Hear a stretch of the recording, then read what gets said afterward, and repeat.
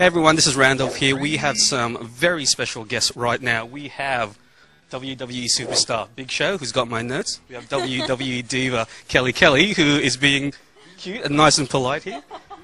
These are my notes. Dude, this looks like quantum physics. What are you doing over here? It's just really messy handwriting, Big Show. Is that what it is? Yeah, that's what it is. It looks like quantum physics here.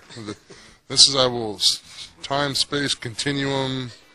You're giving me more credit than I'm due. I'm not that smart. That's just scribble about comic books and and games. Yeah. Well, that's nothing wrong with that. Comic books and games are good. Well, thanks very much for joining me here. You are here for the Smackdown tour in 2010, and I'm assuming you guys are on the road all the time. Now, since I come from a gaming publication, my first question has to be: do you guys get time to game at all? Do you like gaming? What's the thing? Do I game? Let me enlighten you, my friend, on how I game. I actually, most of the guys rent cars and drive to the towns. Each town usually is 250 to 300 miles apart. I, in my smart business venture, have leased a tour bus like the rock stars have. And I actually have a bus with 50-inch plasmas and Xboxes on the bus. So I get my gaming in. I have to. Gaming's therapy for me. I'm a first-person shooter guy. If I can, spread some pink mist and some pink love, I'm good. Do you like to take on the other superstars on tours? Is it a personal thing for you? I've had a couple of guys in rooms at home. I've had Kofi join. I've had Hornswoggle join, and my gamer tag says it all. So I'm not gonna say it now because I don't want a bunch of friend invites.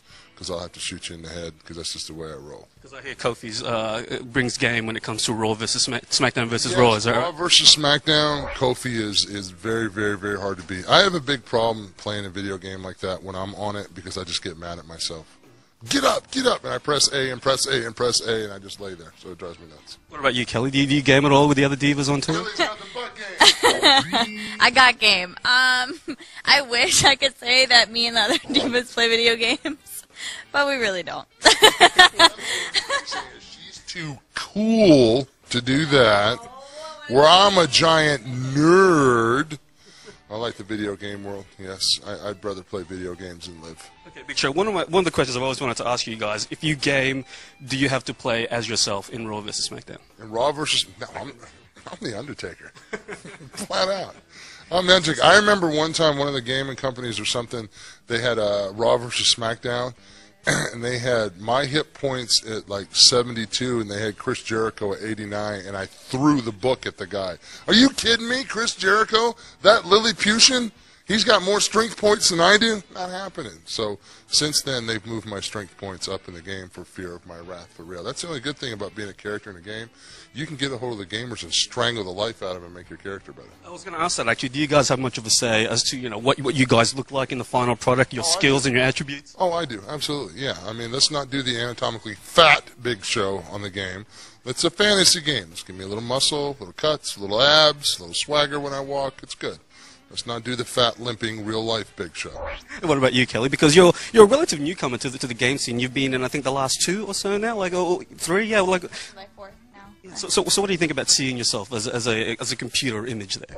It's really cool, actually. My family asks for games all the time, and they always call me like, "Oh, we're playing you right now." Like my mom, my dad. It's like the weirdest thing. My little sister plays, and I'm like, I wish I could say the same. I need to call them about the part where the Big Show gets to date the divas in the game, because that would be a fantasy part of it, because obviously I can't do it in real life, so in a video game it'd be nice to be like, hey baby, how you doing? And then I get, never mind, I'm having a moment, it's okay, don't worry about it. Okay, now the SmackDown versus Raw games are obviously massive sellers. How much do you think they actually drive new audiences to the TV show and the live shows, or do you think it's the other way around? People discover the TV shows. It has a direct correlation between making fans, because I know personally speaking that I actually got into golf playing our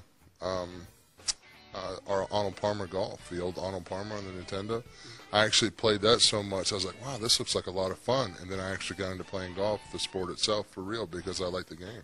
So I think a lot of fans, it's quite possible for some fans to play the video game and then see our characters become familiar with our characters. Because let's face it, I mean, our characters on the Raw vs. SmackDown are so lifelike, are so real. Our moves, our movements, our mannerisms, the voices are us on the games. I mean, I've spent days in the trailer doing the voices for the interviews and whatnot, so I know the time that we put into it. I think it's absolutely highly possible that we've actually converted wrestler fans that just picked up a game that wanted a great action game and then realized, hey, this is pretty cool. Let's find out more about it. So have you guys come across, any of the newcomers to the business yet who, came to wrestling via a game first and decided to actually go into business? I think a lot of our young guys now are gamers. I'm probably the only old fart that still games. I do it for therapy. I have to game. Even my wife knows that, I come home, I have a glass of iced tea, I go in my room and I play my Xbox. So it's part of my therapy. Now, you guys are, you're on the road a crazy amount of time, in the year. Like, I know you guys just basically arrived this morning and you've been doing interviews all day. What keeps you going? Like, what's the motivation to keep, striving and getting out there in the ring night after night? Kelly, what's your motivation? A lot of Red Bull. But I mean, on the tours, like, definitely looking forward to, seeing the fans and performing for them, is what gets you hyped up. And, like, hearing the crowd in the back and hearing how they are throughout the night, it just gets you pumped up for your match. So that's what pretty much keeps me going throughout the night. And how about you, Big Show? Money. Because you've been in the scene for a long time now. Like, how do you keep the motivation up? Actually, the motivation definitely comes from the fans. I'm at a point in my career where I really don't have to do this for the money. I'd probably do this for free, but that's not really a real smart negotiating tactic to put on camera right now. But for me, it's my day is usually pretty calm. I'm a very little drama, no stress guy all day long. And for me, my adrenaline pumps, my heart beats fast, and I come alive when I walk down that curtain. Nothing hurts. I feel stronger than ever as soon as I walk down the ramp, and I have the energy from the fans, and it's just, you've seen the movie with Matthew McConaughey about the dragon. It's the magic hour. That's the magic hour for me is when I walk down that ramp. It's a good time. Now, the game this year is all about, I guess, making your own moments. Kelly, I'll start with you. What's your best moment so far in the industry? I've had a lot. I'm trying to think. Probably the first time I ever got to get in the ring, because I know it took about 2 years before they actually let me wrestle one-on-one, so that was pretty, I'd have to say probably, I remember my first match, too. It was against Layla on ECW, so, and, now we're wrestling each other on Smackdown, which is pretty funny. We came in it together, and just getting to wrestle her, we've basically grown up together and learned and worked off of each other. So I have to say that. And going for the women's championship, that's a big deal too. So haven't gotten that yet, but hopefully soon. That'll be the next moment. Is that right? Yes, that will be the defining moment. Yeah, that'll be my moment. How about you, Big Show? You've wrestled some of the best in the business. Does anything stand out for you particularly? Yeah, there's a lot of moments that stand out. I mean, I've been very fortunate in my career to wrestle and compete against some of the greatest superstars this industry's ever seen, from Hulk Hogan to The Rock to Stone Cold to The Undertaker to Shawn Michaels. But I'll honestly say my personal favorite was winning the WWE Championship and defeating Brock Lesnar in Madison Square Garden. That's you've arrived in this industry when you've performed a main event at Madison Square Garden. That's the epitome, the arena to be in, and that's definitely one that always sticks out in my mind. I'm glad I did that.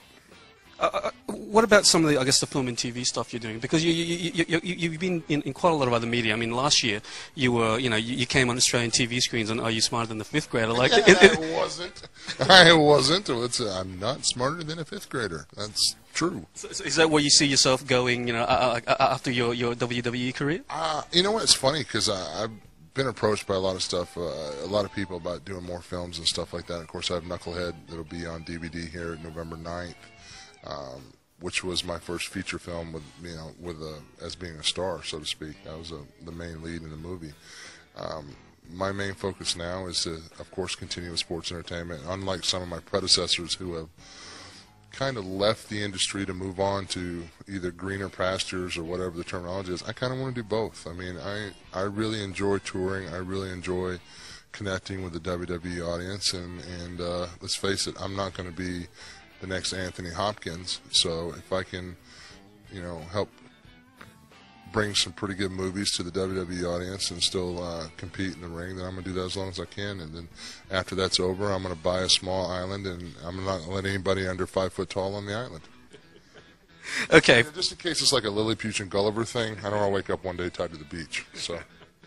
Okay, last question. You guys are here for a Smackdown tour. You're doing Australia. Is that what we're here I think, and I think so. Somebody lied to me. Somebody told me I was getting a free Raw Smackdown game. Well, who lied to me? Get that dude, man. Hey, you owe me a game, dude. So you're doing Australia. You're doing New Zealand. You've done, you have been to the country a few times before. Do you see much of a difference between Australian fans and US fans at all on your travels? I feel like because we only come here every so often. I feel like they're so excited to see us because they haven't seen us for so long. I mean, in the U.S. we're on tours every week. You know what I mean? So they see us pretty much 3 times a year, or however. You know what I mean? More accessible in the US, yeah. Exactly. So coming over here is really, we have a lot of fun because the fans are so excited and they're so loud, and it pumps us up and gets us really excited. Me, I've noticed that the ticket sales among koalas have gone really up. However, I'm a little concerned about the ticket sales among kangaroos. I heard that there was a drop in kangaroo ticket sales. Apparently, I made some disparaging remarks before about kangaroos, and I want to apologize to the kangaroo demographic that if I offended you in any way.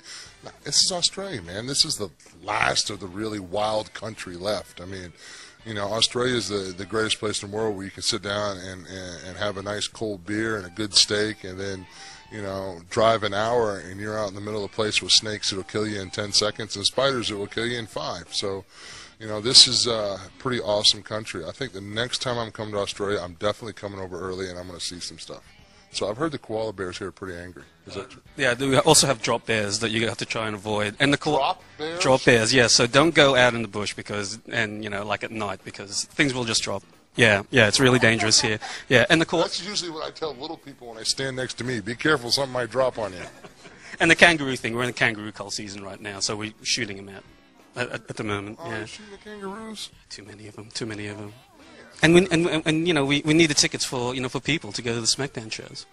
See, and you wonder why the kangaroo demographic's upset. You're shooting the kangaroos. Wow, that's just sad. Well, look, thank you very much, guys, for your time. Thank you very much for completely depressing me. Now I know the kangaroos are getting shot. I'm so happy now. Gee, I'm going to open my window and jump out of it. Thanks. You're a great interviewer. Wow. There you go. I'm depressed.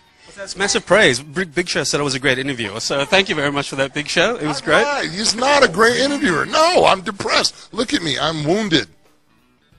We'll just edit that last bit out. We'll just cut when Big Show says I'm a great interviewer, right? See, he's got the power of the editing tape. That's true. Thank you very much for your time, Kelly. Thank you very much for having me. And thank you very much, Big Show. Thank you very much, you kangaroo killer.